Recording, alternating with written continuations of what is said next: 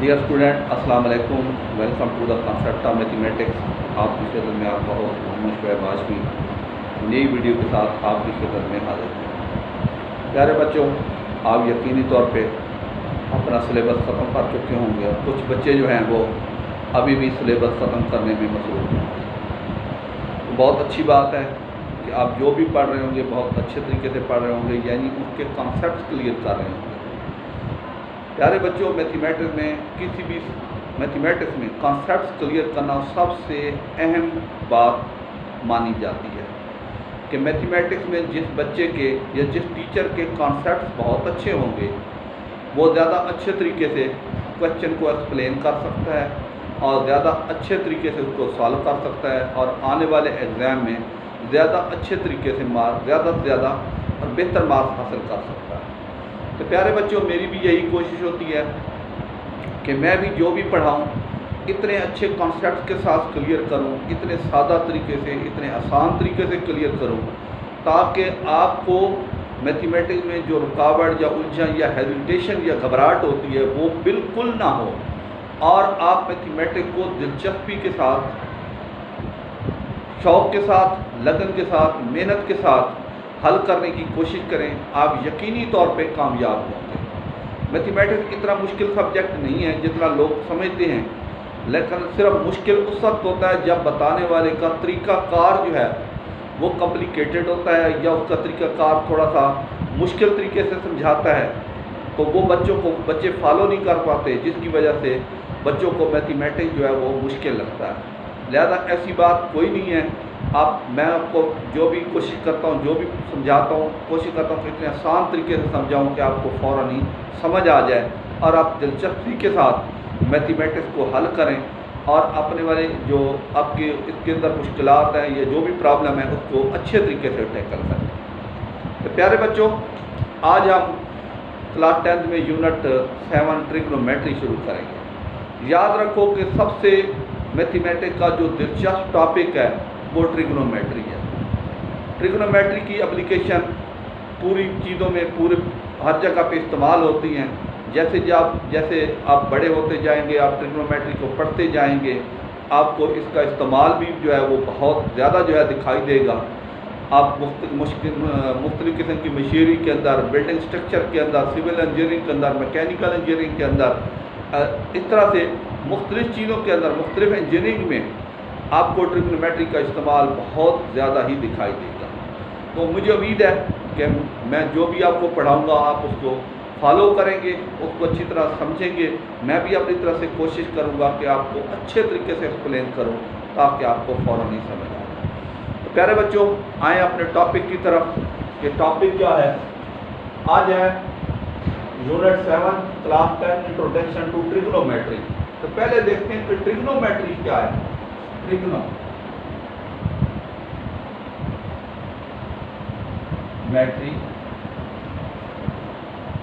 ये 3 वर्ड का मजमूआ है। ट्राइमेट्री, गोनो mean angles, मेट्री mean measurement.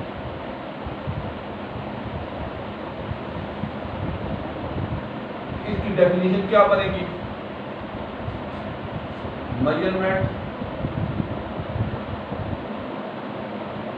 of 3 angles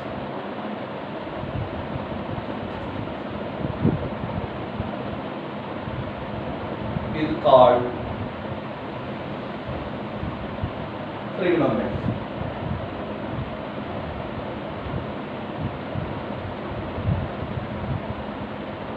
measurement of 3 angles, 3 angle की पैमाइश क्या कहलाती है? ट्रिग्नोमेट्री कहलाती है। लेकिन इसमें से पहले देखिए कि एंगल क्या है। Angle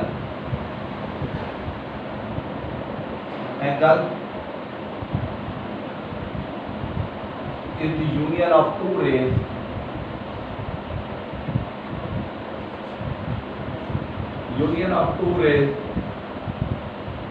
with common endpoint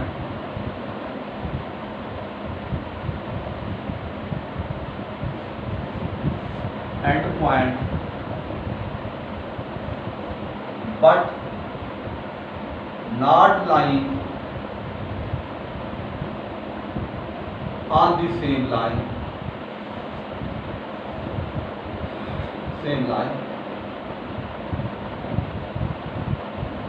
is called angle। क्या मतलब कि ये है angle is the union of two rays ये रेज है एरोहेड, ये दूसरी रेज है, ये दोनों का एंड पॉइंट है। Angle is the union of two rays with common end point, दोनों का एंड पॉइंट एक होता है, but not lying on the same. इस एंड पॉइंट को कहते हैं वर्टेक्स। ये छोटी क्लासेस में इनको आर्म भी कहते हैं और लेग्स भी कहते हैं, आर्म और लेग्स कहते हैं।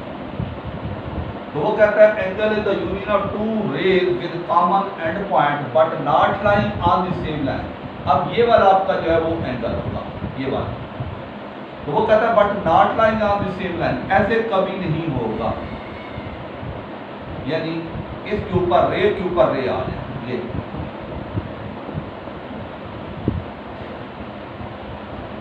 ये देखो, अब ये एरो हेड ना पता चलता है नीचे वाली रेख का है और ना पता चलता है ऊपर वाली रेख का है, यानी दूसरे लफ्जों में 0 डिग्री एंगल जो है वो मैयर नहीं हो सकता। हाँ, ऐसे हो सकता है, ये रे ऐसे और ये रे ऐसे। तो उस वक्त जो एंगल बनता है वो आपका क्या बनता है, ये वाला एंगल, ये एंगल बनता है 180 डिग्री और इसको क्या कहते हैं, स्ट्रेट एंगल कहते हैं।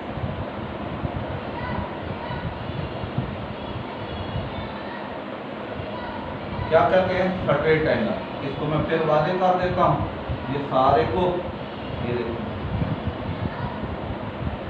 ये रे है, ये एंड है, ये वाला एंगल 180 डिग्री और इस एंगल को क्या कहते हैं, स्ट्रेट एंगल कहते हैं। तो ऐसे रे के ऊपर ये जो है रे नहीं आ सकती। Angle is the union of two rays with common end point but not lying on the same line is called angle. ये तो थी एंगल की डेफिनेशन। अब अगली बात क्या है कि एंगल को मैयर कैसे करते हैं। एंगल को मैयर हम किस में करते हैं, डिग्री में करते हैं। तो वो क्या है, डिग्री, हाँ जी, यूनिट ऑफ एंगल इसको लिखते हैं, unit of angle is degree. और ये छोटे सी 0 होती है, ये डाल। तो अब हम डिग्री को मैयर करेंगे। Degree, the circumference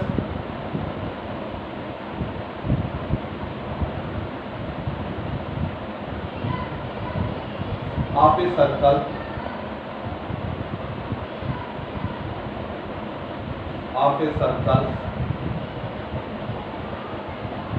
is divided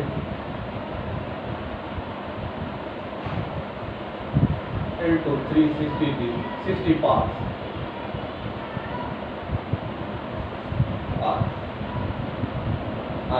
This is the arcs. The angle, अब क्या हो जाएगा, arc. The angle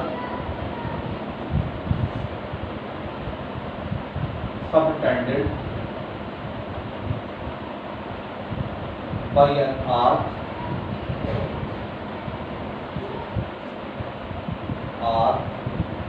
at the center of the circle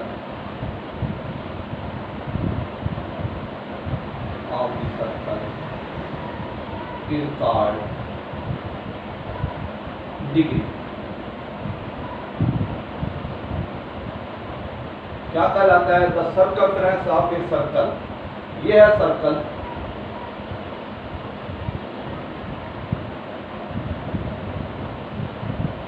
ये सर्कल है, ये देखो, इसको ये हॉरिजॉन्टल लाइन और ये वर्टिकल लाइन।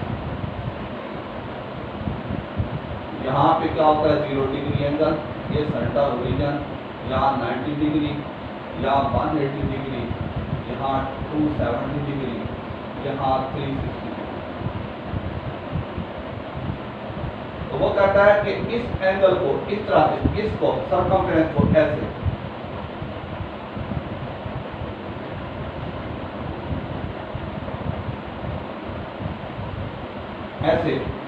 360 हिस्सों में जो है 360 ईयर, ये देखिए 360 आर्क जो है वो 360 एंगल बन सकते हैं, ये 360 एंगल बन सकते हैं।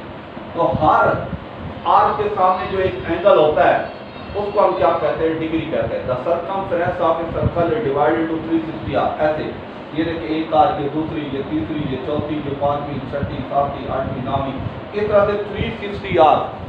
दूसरे लफ्जों में जो आपका पिज़्ज़ा होता है जो आप खाते हैं फास्ट फूड में, उसको 360 हिस्सों में डिवाइड किया जा सकता है, क्योंकि वो सर्कुलर शेप्स में होता है। तो ये सर्कल भी जो है इसको भी 360 आर्क में डिवाइड कर सकते हैं, और हर आर्क के सामने जो सर्कल के सेंटर पे एंगल बनता है वो क्या कहलाता है, डिग्री कहलाता है। हर आर्क के सामने सर्कल के सेंटर पे जो एंगल बनता है वो क्या कहलाता है, एक डिग्री कहलाता है। तो डिग्री क्या कहलाती है, the circumference of a circle is divided into 360 arc, the angle subtended bye an arc at the centre of the circle is called degree. ठीक हो गया जी, ये आपको जो है वो डिग्री क्या होगा। उसके बाद हम आगे चलते हैं।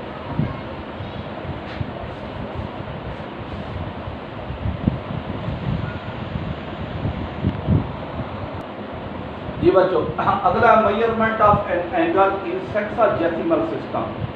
सेक्साडेसिमल सिस्टम क्या है, डिग्री, मिनट और सेकंड है। कैसे, यानी डिग्री को मैंने अभी बता दिया है कि एक सर्कल को आप 360 हिस्सों में डिवाइड करें, और हर आर्क के सामने जो आपका एंगल बनेगा वो क्या कहलाएगा, डिग्री कहलाएगा। अगर डिग्री की फर्दर डिवीजन क्या होती है, वो मिनट होती है और सेकंड होती है। तो वो क्या होती है उसको देखते हैं। डिग्री, 1 डिग्री, ये रहता है 60 मिनट, 1 डैश तो मिनट। अब जब हम क्या करेंगे, जब वो मिनट से डिग्री बनाएंगे तो मल्टीप्लाई बाई 60, और जब मिनट से डिग्री से मिनट तो मल्टीप्लाई बाई 60, और जब मिनट से डिग्री बनाएंगे तो डिवाइड बाई 60। इस तरह 1 मिनट में कितने सेकंड होते हैं, वो होते हैं 1 मिनट में 60 सेकंड, 2 डैश तो सेकंड। जब मिनट से डिग्री सेकंड बनाएंगे तो मल्टीप्लाई बाई 60, और जब उल्ट करेंगे तो क्या हो जाएगा, डिवाइड बाई 60। इसी तरह से अब 1 डिग्री में 60 minute multiply by 60 second, 1 degree equal to कितना हो जाएगा, 3600 सेकंड। तो क्या हो जाएगा, डिग्री से जब मिनट का सेकंड करेंगे तो मल्टीप्लाई बाई 3600, और जब सेकंड से वो करेंगे, सेकंड से डिग्री करेंगे तो 3600 सेकंड से डिवाइड करेंगे। बड़े से छोटा तो मल्टीप्लाई, छोटे से बड़ा तो डिवाइड करेंगे। बड़े से छोटा तो मल्टीप्लाई, और छोटे से बड़ा तो डिवाइड करेंगे। ये तो था, ये सिंपल आगे जो है वो यूज होगा। उसके बाद आता है पॉजिटिव एंगल और negative angle. Positive and negative angle.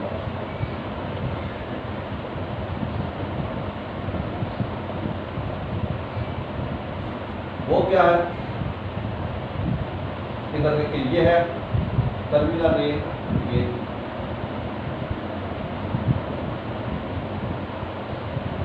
Circle,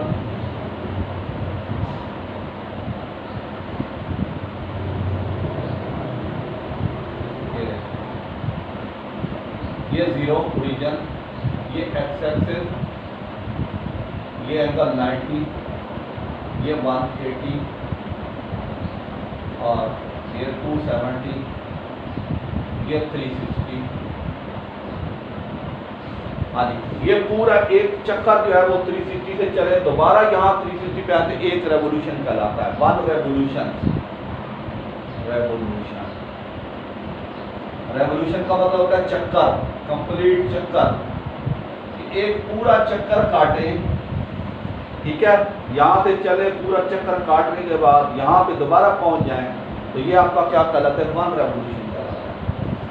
आपकी ये जो है ये कहलाती है टर्मिनल रेंज। अब यहाँ से यहाँ तक पहले क्वाड्रेंट डिफाइन कर दें, फर्स्ट क्वाड्रेंट, ये सेकंड क्वाड्रेंट, यहाँ से थर्ड क्वाड्रेंट, यहाँ से फोर्थ क्वाड्रेंट। तो ये क्या हो जाएगा, ये टर्मिनल रेंज पहले इधर, कभी इधर आ जाएगी और कभी क्या हो जाएगी, यहाँ चली जाएगी।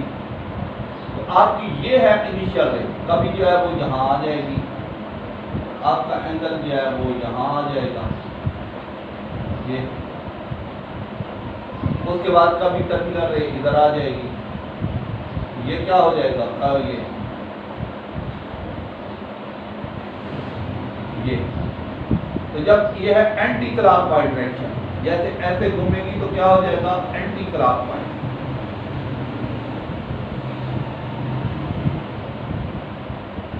क्या होगा, आगे क्या है, angle will be positive, angle will be positive,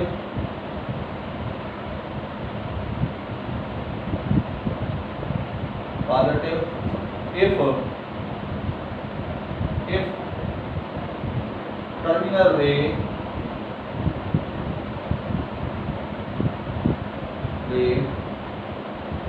will rotate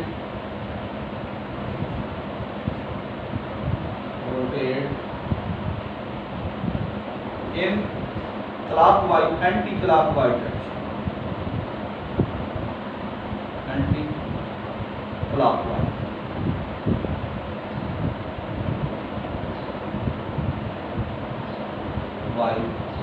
direction, ये जब ऐसे घूमेंगी तो क्या आ जाएगा, एंगल क्या होंगे, पॉजिटिव होंगे। अब क्या होंगे, नेगेटिव एंगल, ये इसको पॉजिटिव कह दें, अच्छा अब नेगेटिव देखें, हाँ जी, फिर देखें,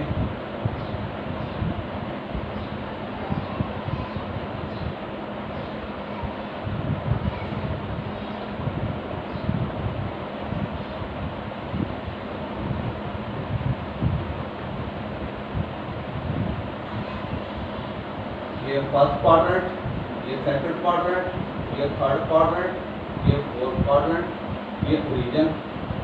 अब क्या हो जाएगा, अब anti clockwise 0 degree, -90 degree, -180 degree, -270 degree. अब क्या हो जाएगी, अब टर्मिनल रेंज ये ऐसे,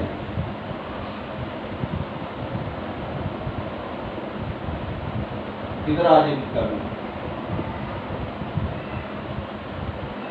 कभी किधर चली जाएगी,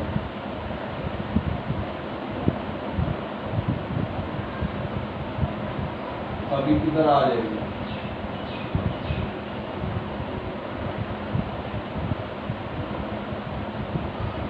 क्या हो जाएगी, हाँ जी, ये देखें टर्मिनल रेंज ऐसे घूमेगी तो क्या हो जाएगा, ये है आपकी, हाँ जी, ऐसे घूमेगी तो आपकी होगी एंटी क्लॉकवाइज, और ये है clockwise. Angle will be positive, angle will be negative,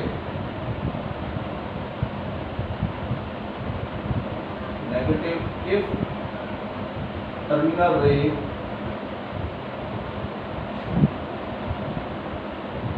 will rotate in clockwise direction।